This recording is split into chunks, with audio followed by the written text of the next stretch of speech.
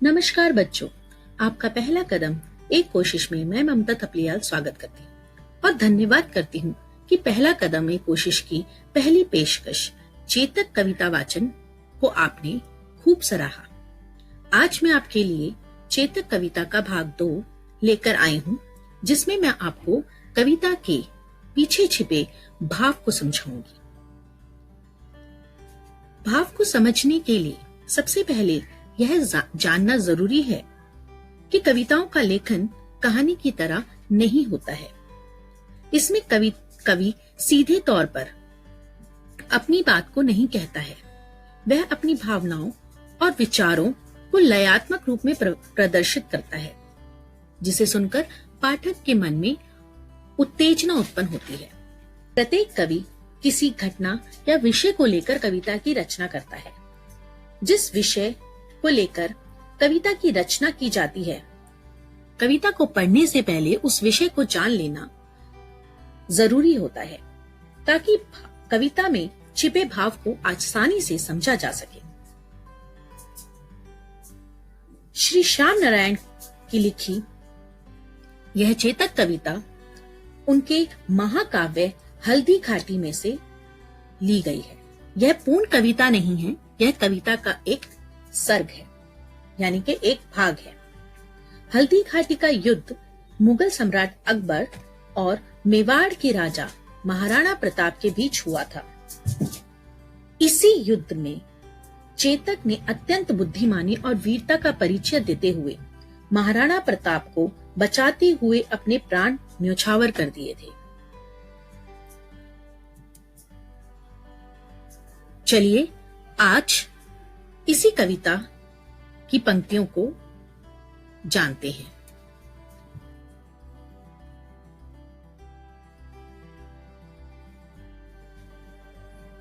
रण बीच चौकड़ी भर भर कर, चौकड़ी अर्थात छलांगे, चेतक बन गया निराला था।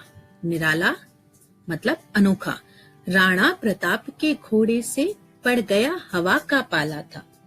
प्रस्तुत पंक्तियों में कवि हल्दी घाटी युद्ध में चेतक की वीरता का वर्णन करते हुए कहते हैं कि युद्ध के मैदान में चौकड़ी भर भर कर अपनी वीरता दिखा रहा था। उसके चलने की तीव्र गति से ऐसा प्रतीत होता था मानो वह हवा से बातें कर रहा हो। गिरता न कभी चेतक तन पर राणा प्रताप का कोड़ा था। कोड़ा मतलब चाबुक। वह दौड़ रहा अरिमस्तक पर, वह आसमान का घोड़ा था। अरिमस्तक मतलब दुश्मन का माथा। राणा प्रताप का चाबुक कभी भी चेतक के शरीर पर नहीं पड़ा था, क्योंकि वह इतना समझदार था कि वह अपने स्वामी की आज्ञा को भली भांति जानता था और समझता था। वह शत्रुओं के माथे पर इस प्रकार आक्रमण करता था मानो कोई आसमान से घोड़ा उतर आया हो। जो तनिक हवासी बाघ हिली लेकर सवार उड़ जाता था। राणा की पुतली फिरी नहीं, तब तक चेतक मुड़ जाता था। बाघ, यहाँ पर बाघ उपवन नहीं है, यहाँ पर बाघ है लगाम। इन पंक्तियों में कवि कह रहा है वह इतना तत्पर रहता था, वह मतलब चेतक इतना तत्पर रहता था कि अगर हवा के माध्यम से उसकी लगाम जरा सी भी हिल जाती थी तो वह सवार को लेकर इतनी तेज रफ्तार से दौड़ जाता, दुश्मन देखते रह जाते थे। राणा प्रताप के आंख के इशारे को भी वह भली भांति पहचानता था और उसी दिशा में मुड़ जाता था। कहने का तात्पर्य यह है कि वह अपने स्वामी की हर एक प्रतिक्रिया को भली भांति समझता था और बहुत अच्छे से जानता था।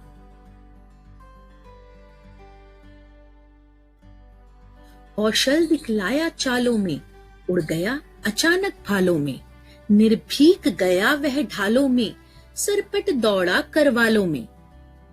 चालें मतलब दौड़ने में, करवालों बाधाओं, निर्भीक बिना किसी डर के। वह अपना कुशलता दौड़ने में दिखाता था। वह शत्रुओं के भालों के बीच में से इतनी फुर्ती से निकल जाता था कि उन्हें पता तक नहीं चलता था कि वह कब आया और कब गया। निडर होकर वह शत्रुओं के भालों और तलवारों का सामना करता था। बड़ी बड़ी नहरों, नालों जैसी बाधाओं को वह सरपट मतलब बड़ी तेज रफ्तार से पार कर जाया करता। है यहीं रहा अब यहां नहीं, है यहीं रहा अब यहां नहीं, वह वहीं रहा है वहां नहीं, थी जगह न कोई जहां नहीं, किस अरिमस्तक पर कहां नहीं। कितनी सुंदर शब्दों में उन्होंने बताया है कि युद्ध के क्षेत्र में ऐसा कोई स्थान नहीं था जहां उसने अपने शत्रुओं पर प्रहार ना किया हो। अगर वे किसी एक स्थान पर दिखाई देता तो शत्रु सेना उस पर आक्रमण करने वहीं पहुंच जाती, और जब तक वे वहां पहुंचते वह तुरंत वहां से गायब हो जाता। अतः उसने युद्ध के हर स्थल पर अपनी वीरता का परिचय दिया। थी जगह न कोई जहां नहीं, ऐसी कोई जगह नहीं थी जहां पर उसने अपने शत्रु पर आक्रमण ना किया हो।